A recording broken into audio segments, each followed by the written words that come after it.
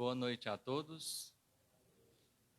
É com grande alegria que a gente se encontra aqui hoje para falarmos nós da liberdade das nossas escolhas e das nossas decisões.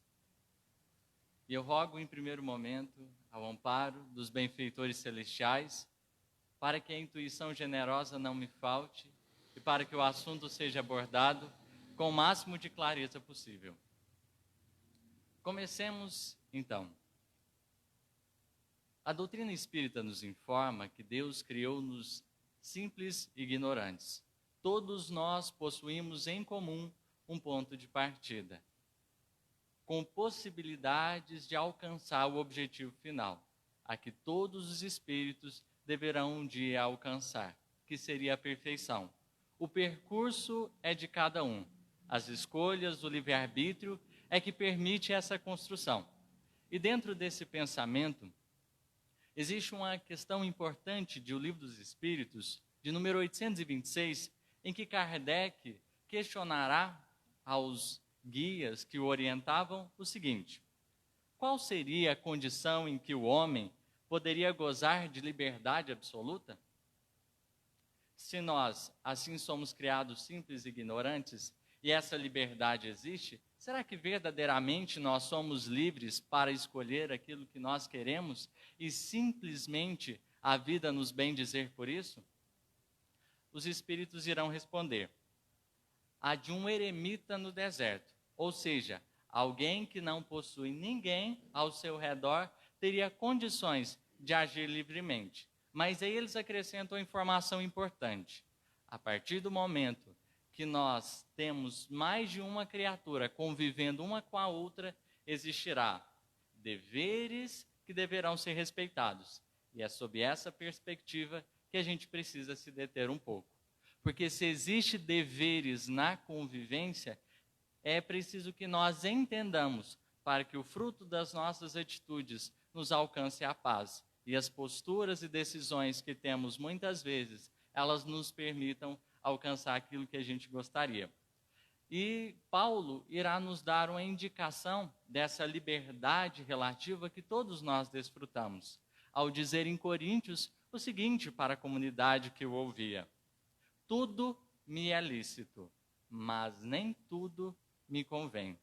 Apesar de existir variadas possibilidades no campo da vida, existe algo que convém.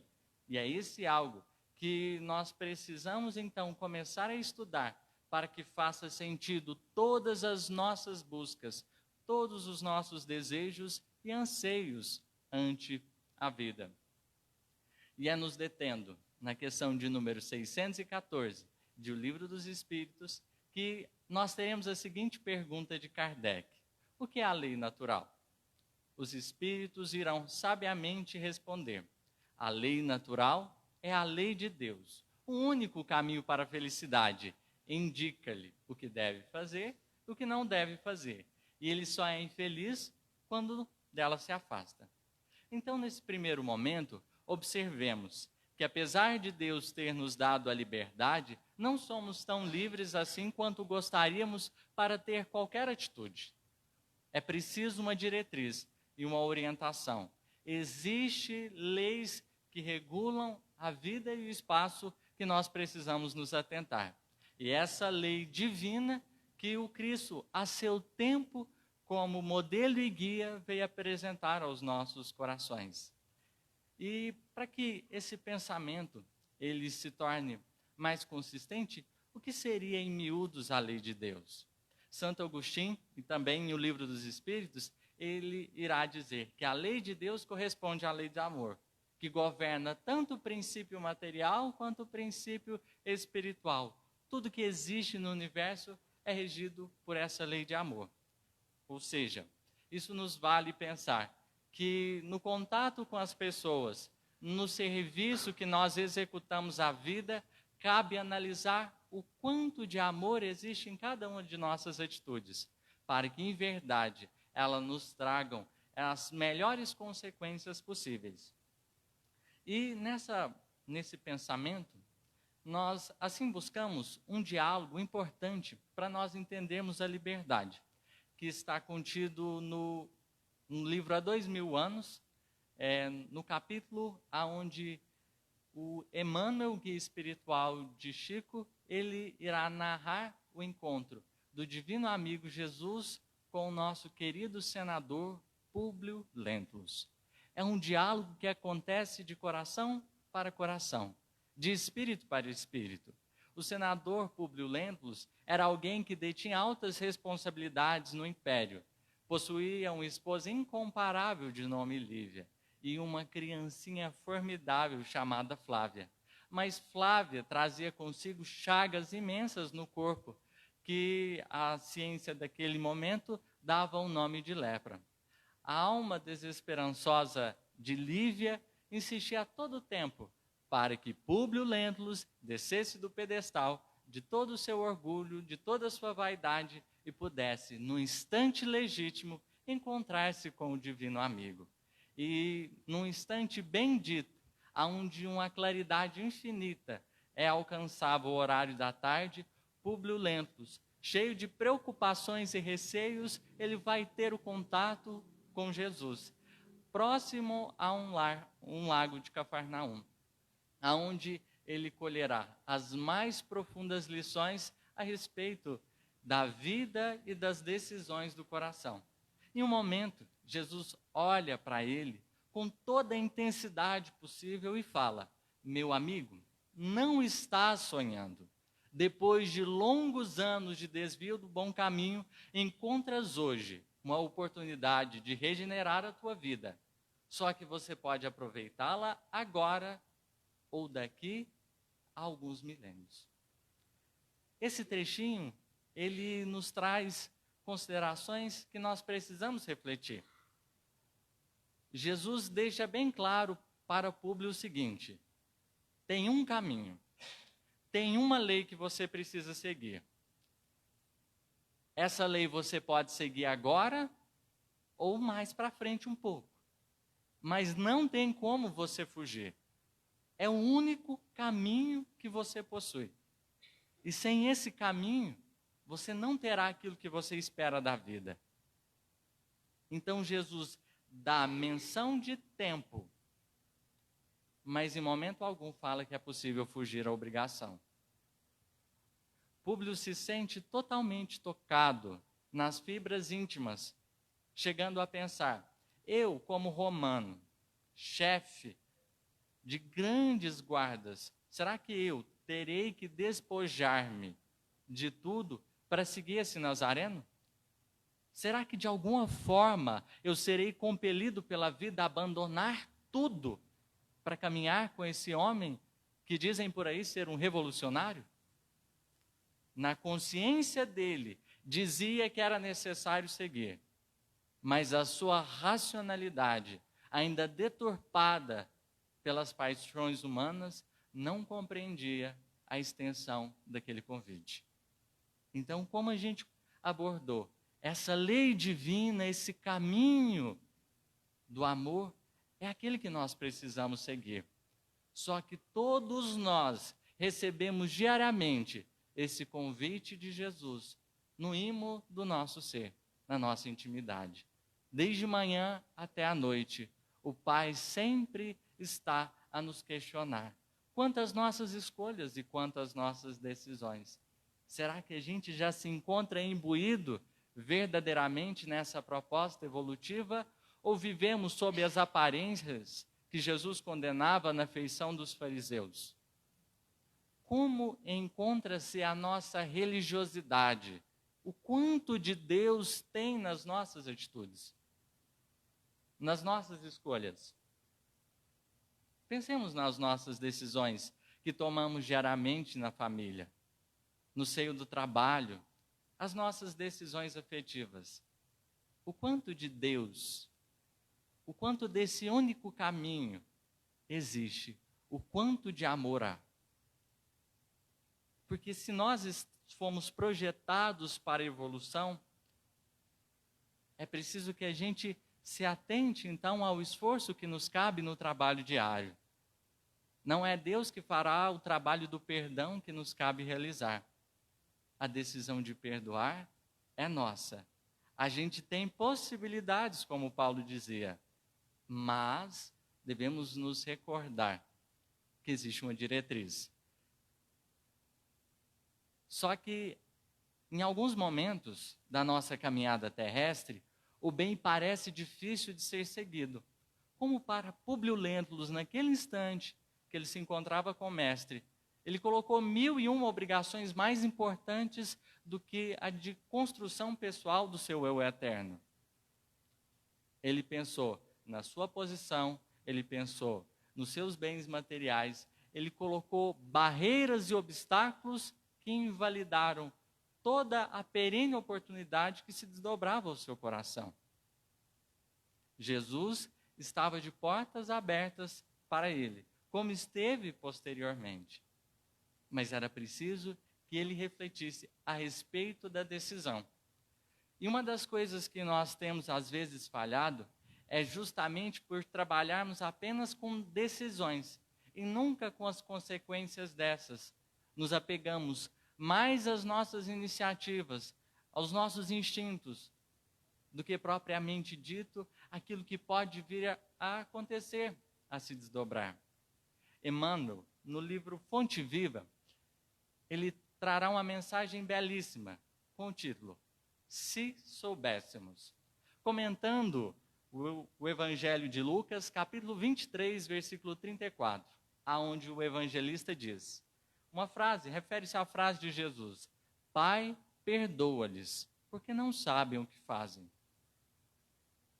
E ele vai trazer justamente essa relação de causa e consequência, dizendo em um momento o seguinte, se soubéssemos quão terrível é o resultado de nossos desrespeitos às leis divinas, jamais nos afastaríamos do caminho correto. Se o homicida conhecesse de antemão o tributo de dor que a vida lhe cobrará no reajuste do seu destino, preferiria não ter braços para desferir qualquer golpe.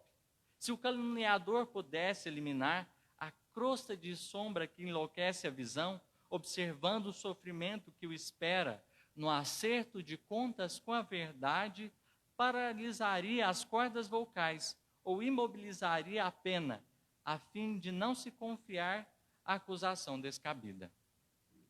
Ou seja, a gente tem os nossos impulsos, tem as nossas decisões, mas se a gente soubesse o quão penoso é o que nos espera pelas más escolhas que nós assim temos feito, nós começaríamos a dar mais atenção e mais valor às escolhas que temos feito. Porque escolher o próprio destino não é simplesmente agir. Nós estamos falando de sementes que lançamos na vida e que um dia o fruto devido se voltará para conosco. Como Jesus bem dizia, você vai colher de uma árvore boa bons frutos e de uma árvore má maus frutos. Ninguém que planta bons frutos colhe maus frutos. Existe coerência. O padrão da justiça divina pede coerência. E se há misericórdia e amor, há também justiça e honestidade. O Criador, como vai dizer Paulo, retomando os escritos do Antigo Testamento, o Pai açoita os que gosta e corrige os que têm por filho. Porque por mais que exista a abundância desse afeto paternal, existe também a compreensão dos nossos destinos, a compreensão das nossas necessidades. E para o filho que erra, não tão somente o colo que abençoa, mas também a instrução que corrige e muitas vezes a advertência que chega a doer, mas que é suficientemente boa para orientar os passos daquele que caminha. Cada um de nós detém, então, esse patrimônio espiritual que deve utilizar da melhor forma. E se Públio, naquele instante que Jesus o convida, tivesse seguido, quantas alegrias, quantas felicidades não teria colhido. O que nos leva a pensar, que a mesma escolha que evita muitos males é a mesma escolha que te leva ao pântano do sofrimento por muito tempo. É uma escolha que te faz evitar consequências desastrosas, que, se você não tivesse cuidado, poderia causar prejuízos enormes. Se nós formos observar a caminhada do Espírito Emmanuel, quantas lágrimas não escorreram pelos seus olhos orgulhosos, até que raiasse o instante da claridade límpida do Evangelho, e ele compreendesse a necessidade de cumprir os decretos da vontade de Deus no seu próprio caminho. A vida tira-lhe a esposa, como vai narrar também o autor na obra Há 2000 anos, tira-lhe a esposa Lívia, tira-lhe o filho querido e tantas outras coisas, para que ele compreendesse que, em verdade, existia um caminho que ele deveria ter escolhido. Então Deus dá o livre-arbítrio e diz: meu filho, vamos lá.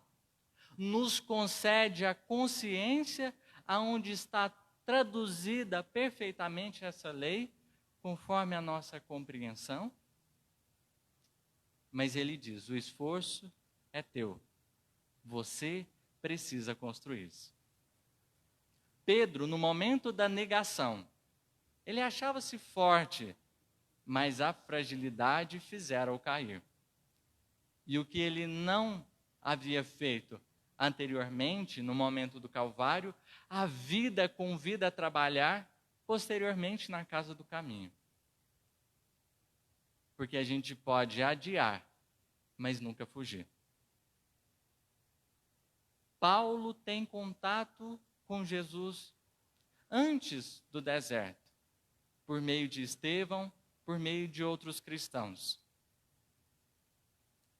Mas ele não aceitava que aquela doutrina de fé e de esperança era o caminho bastante forte que lhe trazia felicidade ao coração. Depois de pesadas angústias da partida de Abigail e Estevão, é que ele vai ter consciência da dimensão das escolhas que estava fazendo. Então, nessa perspectiva de ação e reação, de causas e efeitos, nós precisamos começar a analisar a complexidade da formação dos nossos destinos. E é importante considerar que no Evangelho segundo o Espiritismo, nas causas atuais das aflições, Kardec irá dizer que, demoradamente, as nossas escolhas do presente são as maiores justificativas para os nossos presentes sofrimentos. Que, apesar de termos causas anteriores, nós, assim, pelas escolhas do presente, temos nos infelicitado na maioria das vezes. O que nos coloca a par, mais uma vez, do dever que nos cumprir. Porque existe um caminho, a lei de Deus, o bem. E existe, então, outra mensagem de Emmanuel, que é importantíssima. A gente então tem as nossas iniciativas. Você escolhe afastar-se dessa lei. Você procura infelicidade. Tem uma mestra divina que te resgata.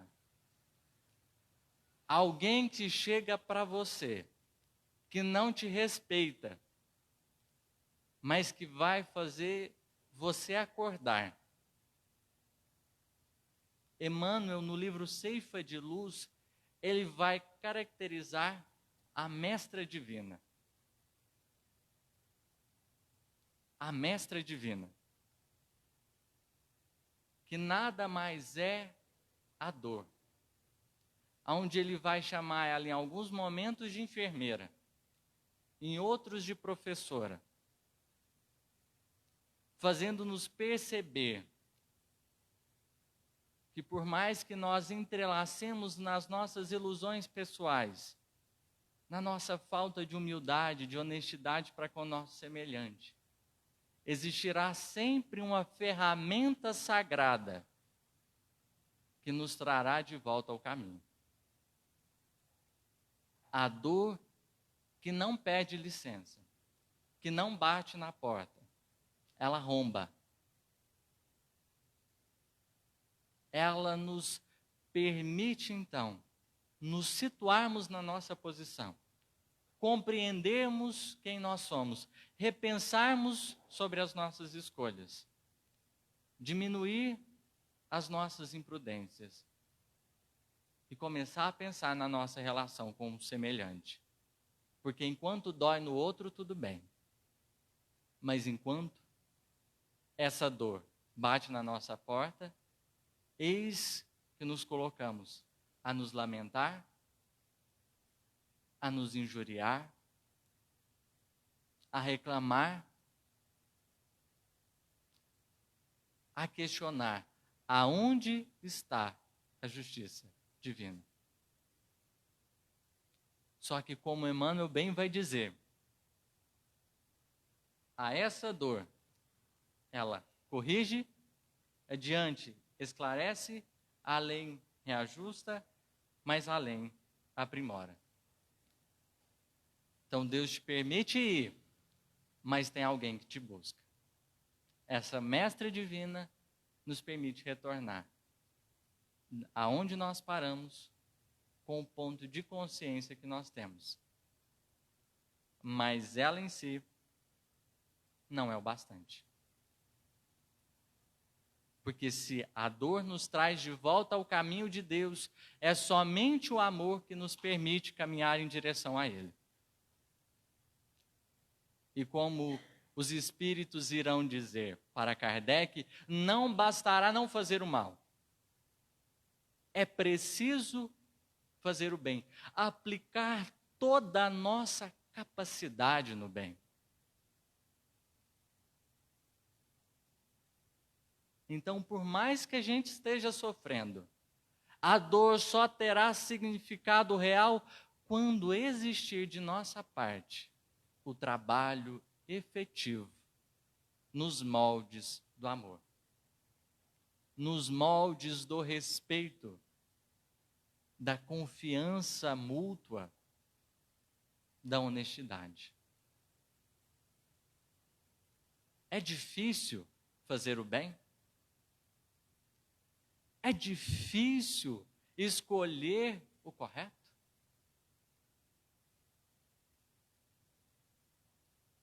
Se Deus criou como referência a sua lei, será que Ele teria criado alguma coisa difícil para os seus filhos? Nós poderíamos trocar a expressão difícil por algo que nos custa sacrifício. Mas é uma semente que você lança na vida e que um dia você vai colher. Contudo, há uma sensação que muitas vezes a gente se apega e que nós nos esquivamos dessa lei bendita. O medo surge a nos paralisar no tempo. Se o prazer nos afasta, o medo nos paralisa perante a lei de Deus. Porque o medo é a repreensão da vontade que nós temos, que poderia ser conduzida no caminho correto. Mas a gente interioriza ela de maneira inadequada, causando sofrimento para a nossa intimidade. Lembremos da parábola dos talentos. O Senhor queria viajar, Ele deu talento para todo mundo, cada um coerente às suas necessidades. Cada um coerente ao que poderia utilizar. Um ganhou 4, um ganhou 2 e o outro 1. Os que ganharam 4 e 2 multiplicaram, mas o que ganhou 1, por medo ele não multiplica. O Senhor, quando vem prestar conta, vê que todo mundo tinha cumprido o seu dever. Mas ele havia feito desse talento o motivo de medo. Medo de ficar sem, medo de perder. E o Senhor vai falar para ele que a abundância é da vida. E todo aquele que planta, todo aquele que aplica, sempre obtém mais do que fez. Quantas vezes o medo não nos tem sido esse motivo de nós não caminharmos na senda correta? Motivo esse, onde nós nos escondemos, mas não vamos ao encontro das criaturas que a gente precisava, como, por exemplo, para reconciliar. Eu tenho medo da reação que o outro vai apresentar. Eu sei que eu preciso ir lá corrigir o que eu fiz de errado. Mas eu tenho medo. O medo te permite desestabilizar todo o seu pensamento, porque você, em termos de imaginar, você consegue refletir sobre tudo que poderia acontecer.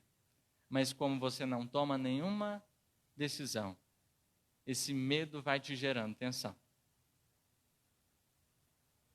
O caminho é único, o bem. E o medo, ele vai enferrujando as nossas melhores possibilidades. Ele vai paralisando os nossos melhores talentos. Às vezes a gente tem até medo de ajudar as pessoas. Quando alguém nos pede algo, a gente fica com medo do outro nos prejudicar, medo do outro nos fazer mal. E por isso a gente faz um mal maior para nós mesmos, que é deixar de plantar o bem, trazendo infelicidade para a própria alma e depois ficando com um fantasma absurdo do chamado arrependimento. Todo aquele que se esquiva da lei tem um fruto amargo na vida, chamado arrependimento. Em algum instante, a gente prova desse sabor que, na maioria das vezes, a gente não quer. Porque a gente fica querendo voltar ao passado e pensar, eu poderia ter agido daquela outra forma. E se eu tivesse feito assim? E se eu tivesse buscado dessa maneira? E se a minha postura tivesse sido desse jeito? Então, o medo, ele é um dos elementos que a gente não pode deixar atrapalhar as nossas decisões.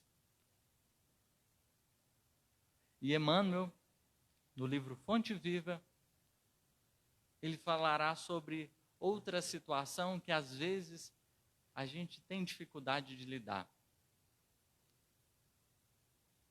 que é o mal que está ao nosso redor.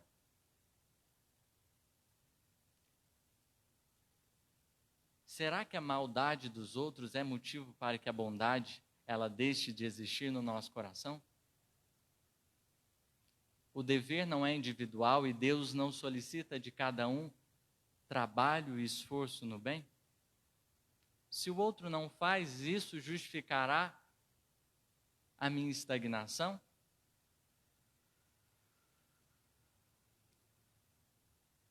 Porque o outro não melhora, porque o outro não tem nenhuma iniciativa de progredir, isso será motivo para que eu deixe de amar? Isso não é um pensamento que nos faz lembrar o egoísmo? Porque se a vida não sorri do jeito que tem que sorrir para mim, é como se a gente se sentisse isento de todos os deveres, de todas as responsabilidades. Só que o mentor de Chico, ele vai dizer que o mal é o apego ao bem próprio. E o bem é aquilo que traz felicidade verdadeira a todos. Então, enquanto a gente tiver apegado a esse mal, que seria o egoísmo, a gente não vai conseguir utilizar-se dos patrimônios espirituais que a gente tem à nossa disposição. É preferível a gente sacrificar a gente mesmo e carregar essa cruz do que manter o nosso egoísmo e sofrer. Porque quando os espíritos dizem para Kardec que só existe um caminho para a felicidade e que esse caminho é a lei divina, ele está mostrando, não vá para outra direção. Porque você vai sofrer. Não busca outra iniciativa, porque não vai dar certo. O que nos remete, então, a pensarmos na qualidade da vivência que nós temos tido para com aqueles que nos cercam. Se nós assim observarmos, Jesus ele tinha um convite bem dito. A proposta era o reino dos céus.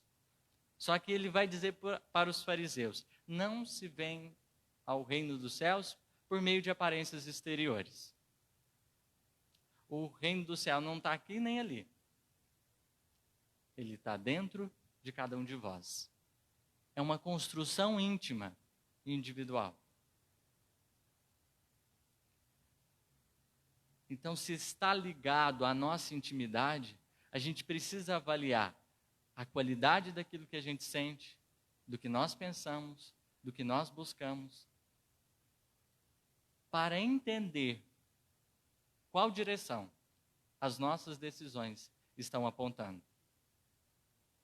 Porque a gente se surpreende muito com o que chega, mas a gente não faz a relação causa e consequência para entender que, em verdade, todos esses presentes de grego que em alguns momentos a gente recebe são obras das nossas infelicidades que a gente tem procurado inconscientemente.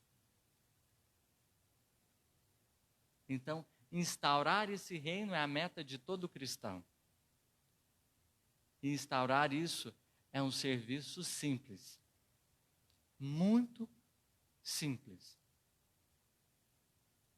Só que é um serviço que a gente precisa estar atento aos mínimos detalhes. Emmanuel vai dizer em muitas das suas lições da coleção Fonte Viva, que às vezes a gente espera obras grandes e esquece dos pequenos gestos. E é pelos serviços pequeninos que a gente mostra para que viemos na vida. Desde o fato de você saber calar o ódio a alguém, que pode parecer difícil, mas se a gente começar a trabalhar o nosso pensamento todos os dias para amar o outro, isso não vai ser tão difícil. Até aqueles grandes desafios que os nossos corações encontram. O bem, quando é cultivado na nossa intimidade, vai nos permitindo, então, construir essa árvore do Evangelho, que passa a nos dar a alegria pelo que produzimos. Paulo vai dizer que todo trabalhador é digno do seu salário. Então, a partir do momento que você vai fazendo, Deus vai sempre te dando aquele feedback positivo. Você sente uma leveza. O jugo é suave, o fardo é leve. Mas quando você sai dessa lei e começa a ter outras atitudes, aí começa a ser pesado. E a gente começa a sentir que a nossa vida, ela está sob uma pressão que a gente não está suportando.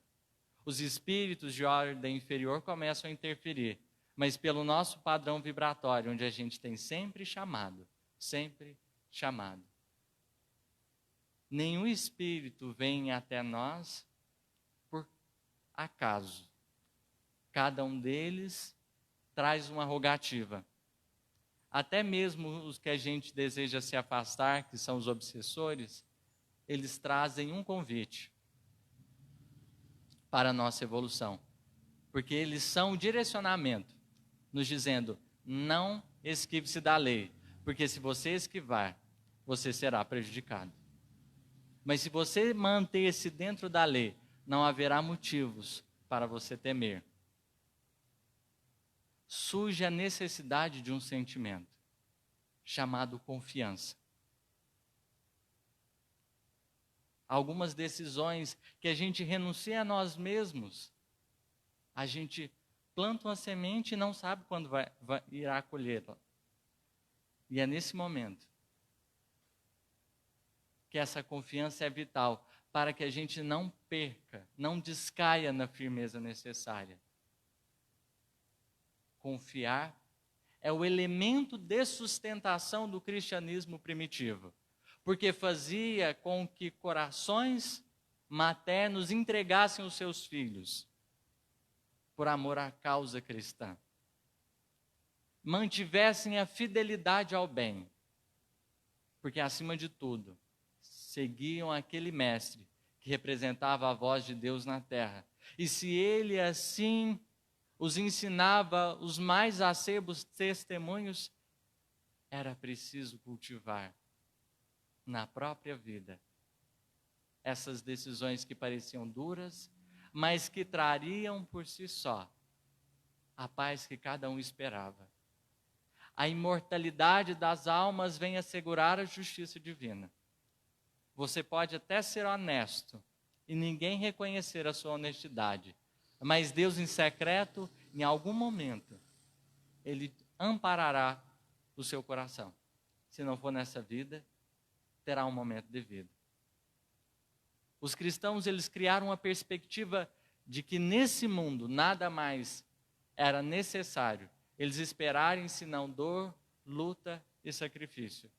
A alegria lhes brotaria desse trabalho e as consolações os aguardariam depois que os despojos dos seus corpos estivessem nas arenas, mas os seus espíritos estivessem em comunhão perfeita com Cristo. No Evangelho segundo o Espiritismo, no capítulo Fora da Caridade não há salvação, tem uma mensagem que o Espírito irá dizer: não é necessário nos tempos de agora entregarmos os nossos corpos ao martírio. Mas é preciso ficar atento, porque nos é solicitado abrir mão do nosso orgulho, do nosso egoísmo e da nossa vaidade. Se os cristãos tinham as feras para provar essa fidelidade, hoje em dia nós precisamos lidar com as feras pessoais para que nós assim venhamos a caminhar na direção profunda dessa felicidade que é possível sim. Só que ela é gradativa. E por mais que existam desafios, a gente precisa confiar. Então, naquele momento que você abre mão do seu interesse pessoal e pensa no bem-estar do teu semelhante, como a mãe e o pai muitas vezes renunciam a si mesmos para ofertar aos filhos, em algum momento, o fruto doce da virtude ofertará esse salário de tranquilidade que cada um espera. O pensamento de Jesus é simples, mas ele pede constância, porque tem dias que a gente começa bem, termina mal, e deixa de se preocupar-se com as questões. Fala o que não deve, pensa o que não se pode. E vai acumulando entulhos dentro da intimidade. Mas se a gente modificar e começar a renovar, criar pontos de luz no nosso dia, esse único caminho, ele não se torna algo espantoso. Ele nos trará uma tranquilidade diária e gradativa, que a gente se apoiará para crescer cada vez mais. Então, na simplicidade dos nossos pensamentos, a gente chega para concluir. Até quando nós vamos preferir o nosso orgulho, o nosso egoísmo, do que essa escolha consciente do amor? Até quando a dor precisará invadir os nossos destinos para semearmos a semente do Evangelho? Todo mundo tem o seu anjo guardião. cada um possui os seus guias. E é preciso que a gente confie nessa assistência generosa, porque as nossas dores e as nossas lágrimas, elas passam. Mas como Emmanuel vai dizer, no poema tudo passa, somente Deus é permanente. E é esse Pai que criou essa lei, que nos solicita, devagarzinho, cada um a seu tempo, esse amor efetivo e real por parte de cada um de nós. Que assim seja.